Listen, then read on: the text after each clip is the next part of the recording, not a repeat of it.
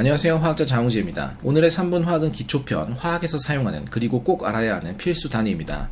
화학은 원자, 분자, 물질과 반응을 공부하는 이론 그리고 실험으로 이루어집니다. 그야말로 진정한 문무겸비의 실전형 학문이 아닐 수 없습니다.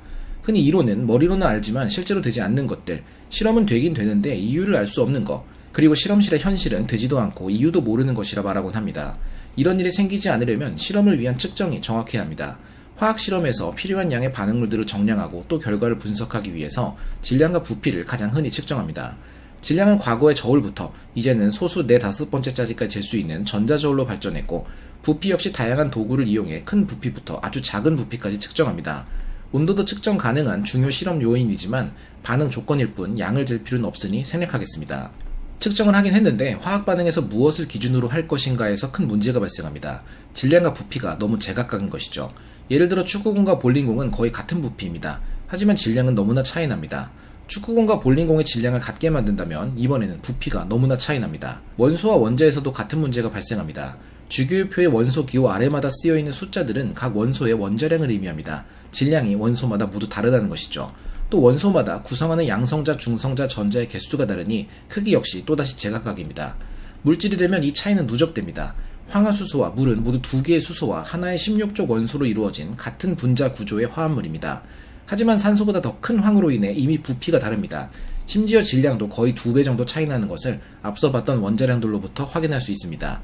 만약 액체라면 어차피 다 비슷한 액체인데 과연 무게 차이가 많이 나겠느냐 싶을 수도 있지만, 수은과 물을 같은 10ml씩 측정해 부피를 통일시켰다 해도 너무나도 큰 밀도 차이 때문에 수은은 136g, 물은 10g으로 13.6배나 차이 납니다. 질량도 안되고 부피도 안되면 무슨 수로 물질들의 양을 비교해야 할까? 바로 가장 정직한 단위인 개수입니다. 비록 부피도 무게도 압도적으로 차이나지만 체리 2알이나 수박 2개나 어차피 다 똑같은 2개입니다. 그리고 하나씩 색이 불편할 때는 일종의 묶음 단위인 대체 단위들도 사용됩니다. 12개는 더즌이라 불립니다. 다스나 타스, 타는 모두 더즌의 일본식 발음이니 그냥 더즌 아니면 12개라 합시다. 한 쌍, 짝, 갓, 두름, 단, 개비 등 온갖 단위들이 있습니다. 그런데 개수를 말하는 단위가 가장 필요한 1순위는 화학입니다. 질소기체가 수소기체를 만나 암모니아 기체를 만든다는 간단하고도 유명한 화학 반응식을 보죠. 앞서 말했지만 부피도 질량도 단순 비교로 사용하는 것은 불가능합니다. 그런데 개수로 이야기한다면 어떻게 될까요? 질소 6.02 곱하기 10의 23승계가 수소 1.81 곱하기 10의 24승계를 만나 암모니아 1.20 곱하기 10의 24승계를 만들었다.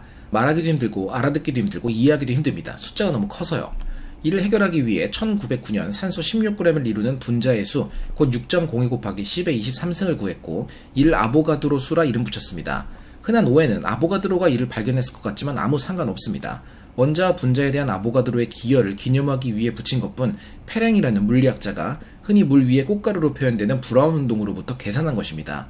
이후 2017년에는 그냥 6.021407 곱하기 10의 23승을 아보가드로 수다 라고 절대적인 수치로 정해버렸습니다. 이를 우리는 대체 단위로 1몰, 문자로는 MOL이라 표현합니다. 모든 측정은 아무것도 묻지도 따지지도 말고 우선 몰로 바꾸면 화학 문제를 풀 때 편합니다. 질량을 측정했다. 물질의 단위 질량을 의미하는 원자량 혹은 분자량으로 나누어 몰을 구해버립니다. 부피를 측정했다. 밀도를 이용해서 질량으로 환산합니다. 그리고 다시 몰로 바꿉니다. 모든 물질에 통용되는 절대적인 기준이니 우선 몰로 바꾸고 다음 단계를 고민해도 늦지 않습니다. 미터, 마일, 그램, 파운드 등 세상에는 언어가 다르듯 온갖 측정 단위들이 있습니다. 그리고 그 단위 중 단 하나도 화학 반응의 관계를 비교하는데 제대로 작동하는 것이 없습니다. 이 문제를 해결한 것이 무조건 들어맞는 개수 자체에 대한 관점이고, 조금 더 편하게 사용하기 위해 몰이라는 기준이 사용되는 것입니다. 요약하자면 몰은 화학 물질의 개수 단위를 의미합니다. 실험을 위해 우선 측정이 완료되었다면 아무 생각하지 말고 몰로 우선 바꿔도 손해보지 않습니다. 화학량이라는 양적 관계를 고민하기 위해 필요한 근본이자 모든 화학에 적용되는 만능 단위라는 사실을 기억합시다.